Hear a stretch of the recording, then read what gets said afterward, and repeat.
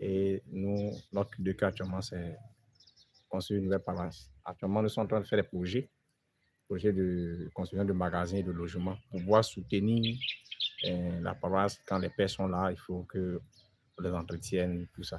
Et donc, c'est vraiment un grand besoin.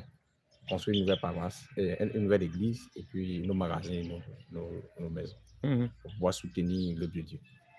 Donc, c'est un peu... En parlant de l'autonomisation de l'église, comment est-ce que les prêtres sont soutenus?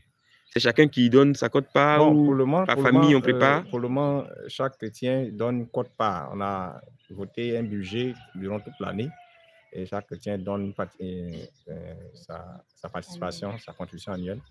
Et puis, en fonction de ça, on enlève aussi dedans pour faire des travaux de la paroisse. Et puis, on soutient les pères. On avait quelques activités, mais ça et là, mais pour le moment, ça ne donne pas en tant que tel. Ça ne donne pas en tant que tel. Super. C'est en tout cas la paroisse en construction même. Et puis ça tombe aujourd'hui, c'est votre anniversaire. Ouais, Dieu fait grâce. Pour la première fois, je vois un monsieur et sa femme nés le même jour. Voilà. Et puis leur célébration eucharistique matinale est mondiale. Monsieur et Madame Anzi, que Dieu vous bénisse. Amen. Voilà, je ne vous retiens pas trop. Comme il était au commencement, maintenant et toujours, dans les siècles des siècles. Amen. Merci beaucoup.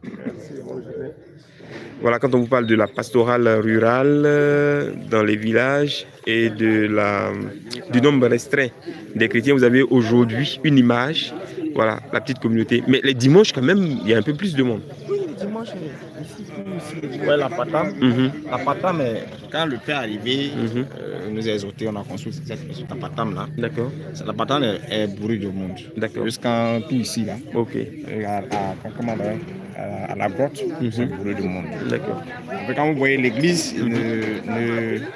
les normes ne tiennent plus. Il faut soit agrandir ou construire carrément une nouvelle église, un nouveau chantier. Super. D'accord. C'est bon. En tout cas, même la toiture même qui est là est déjà... c'est déjà vieux. Quand il pleut, non, on ne peut plus rester en bas. Non.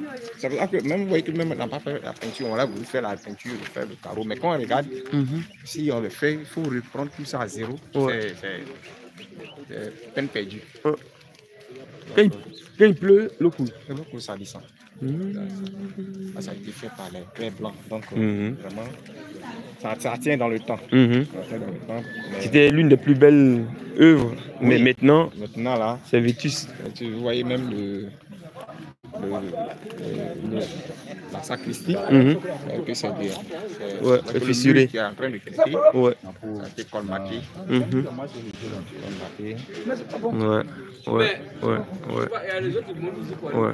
Oui. Un côté m'était tombé, obligé de rattraper autrement. Ici. Non, on va vous appeler. 14h là, c'est trop tôt. C'est trop tôt pour l'anniversaire, c'est ça?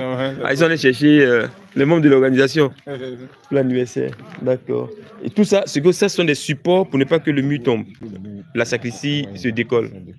D'accord. Quand il pleut, on peut même les appareils. Ouais.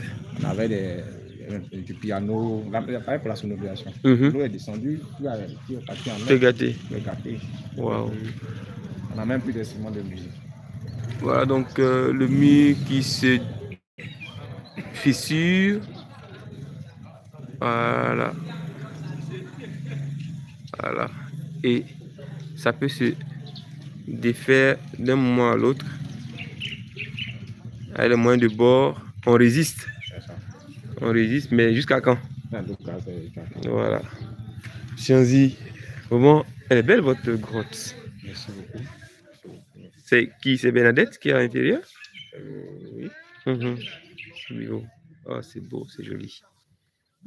Nous sommes à Dignago, à la paroisse Saint-Joseph. Ça fait 2 ans. Saint-Joseph Artisan, ça fait 2 ans seulement que c'était chapelle, mais c'est devenu paroisse. Et qui est le curé de la paroisse? C'est le père Jules Nikiema. Jules Nikiema. Nikiema. D'accord. Voilà. En tout cas, merci beaucoup pour tous ces renseignements. Et puis, on espère que quelqu'un va entendre.